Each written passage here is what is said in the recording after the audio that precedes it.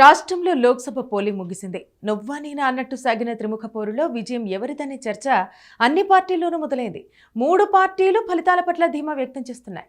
అత్యధిక స్థానాలు గెలుచుకుంటామని, గత నవంబర్ అసెంబ్లీ ఎన్నికల ఫలితాలు అదృష్టం కాదని నిరూపిస్తామని కాంగ్రెస్ ధీమాగా చెబుతోంది. సోమవారం సొంత గ్రామంలో ఓటేసిన సందర్భంగా కూడా ముఖ్యమంత్రి రేవంత్ రెడ్డి ఈ ఎన్నికల ఫలితాలు తమ ప్రభుత్వ పనితీరుకు రెఫరెండమేనని పునరుద్ఘాటించారు. 10 నుంచి 12 సీట్లు దక్కే అవకాశం ఉందని పార్టీ ముఖ్యనేత ఒకరు తెలిపారు. ఖమ్మం, నల్గొండ, భువనగిరి, మహబూబ్ నగర్, నాగర్ కర్నూల్, ఆదిలాబాద్, పెద్దపల్లి, వరంగల్, మహబూబాబాద్, చేవెళ్ల సీట్లలో కాంగ్రెస్ ఖచ్చితంగా గెలుస్తుందని పార్టీ వర్గాలు అంచనా వేస్తున్నాయి. హైదరాబాద్ను వదిలేస్తే సికింద్రాబాద్, కరీంనగర్, నిజామాబాద్, మెదక్, మల్కాజ్గిరి సీట్లలో ప్రత్యర్థి పార్టీలతో గట్టి పోటీని ఎదుర్కొంటున్నట్టు వివరిస్తున్నాయి. సికింద్రాబాద్, మల్కాజ్గిరి సీట్లలో ఓటర్లు సహజంగా అధికార పార్టీకి మొగ్గు చూపుతారని, ముస్లిం మైనారిటీలు కాంగ్రెస్ అభ్యర్థులకే మద్దతుగా నిలిచిన నేపథ్యంలో రెండూ తమకే దక్కుతాయని అంచనా వేస్తున్నారు. రేవంత్ రెడ్డి ప్రభుత్వం పనితీరు పట్ల ఉన్న సానుకూలత, బీజేపీ వస్తే రాజ్యాంగాన్ని రద్దు చేస్తుందన్న ప్రచారాలకు తోడు రాష్ట్ర వ్యాప్తంగా ముస్లిం మైనారిటీల్లో మెజారిటీ ఓటర్లు కాంగ్రెస్కు మద్దతుగా నిలవడంతో కాంగ్రెస్కు సానుకూల పరిస్థితి స్పష్టంగా కనిపించిందని పార్టీ నేతలు చెబుతున్నారు. రాష్ట్రంలో మెజారిటీ ఎంపీ స్థానాలు తామే సాధించబోతున్నామని కమలనాథులు ధీమా వ్యక్తం చేస్తున్నారు.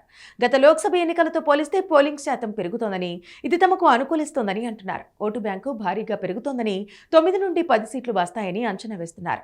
పట్టణ ప్రాంతాల్లో పోలింగ్ శాతం తగ్గినా బీజేపీకి ఆదరణ పెరిగిందని, గ్రామీణ ప్రాంతాల్లోనూ మోదీ క్రేజ్ విస్పష్టంగా కనిపించిందని బీజేపీ సీనియర్ నేత ఒకరు విశ్లేషించారు. ఒక ప్రధాన కులం ఈసారి పూర్తిగా తమ ప్రత్యర్థి వైపు మొగ్గు చూపినట్టు సమాచారం అందిందని, అయితే దీని ప్రభావం పెద్దగా ఉండబోదని చెప్పారు. యువత పెద్ద ఎత్తున పోలింగ్ కేంద్రాలకు తరలివచ్చారని, మోదీ రాష్ట్ర వ్యాప్తంగా ప్రచారం చేయటం కలిసి వచ్చిందని చెబుతున్నారు.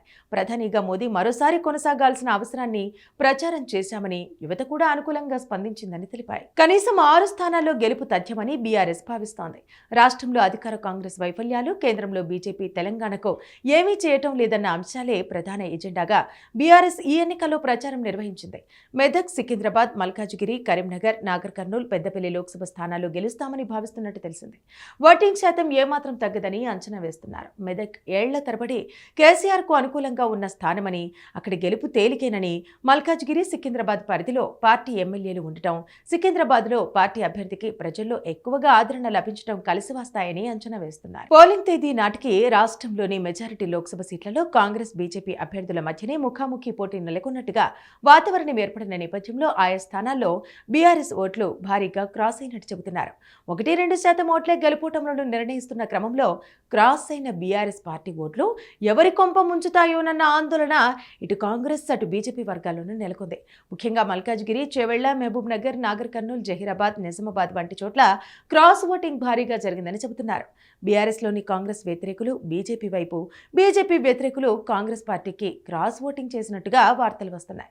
అసెంబ్లీ ఎన్నికలకు మరో 5 ఏళ్ల సమయం ఉన్న నేపథ్యంలో అధికార పార్టీతో మంచి కోసము కొందరు బీఆర్ఎస్ నేతలు కాంగ్రెస్ అభ్యర్థులకు క్రాస్ చేయడానికే మొగ్గు చూపినట్టు చెబుతున్నారు. పలు నియోజకవర్గాల్లో అభ్యర్థులకు ఉన్న వ్యక్తిగత పరిచయాలతోనూ క్రాస్ ఓటింగ్ జరిగిందని అంటున్నారు. చేవెళ్ల నియోజకవర్గం తీసుకుంటే ఇటు కాంగ్రెస్ అభ్యర్థి రంజిత్ రెడ్డి, అటు బీజేపీ అభ్యర్థి కొండా విశ్వేశ్వర్ రెడ్డిలో ఇద్దరూ గతంలో బీఆర్ఎస్ పార్టీ ఎంపీలుగా పనిచేసిన వారే. ఆ పార్టీ నాయకులతో ఇద్దరికీ వ్యక్తిగత పరిచయాలు, ప్రయోజనాలు ఉన్నాయి. దీంతో ఎవరికి వీలైనంత వారు బీఆర్ఎస్ ఓటింగ్ను తమ వైపుకు తిప్పుకున్నట్టు చెబుతున్నారు.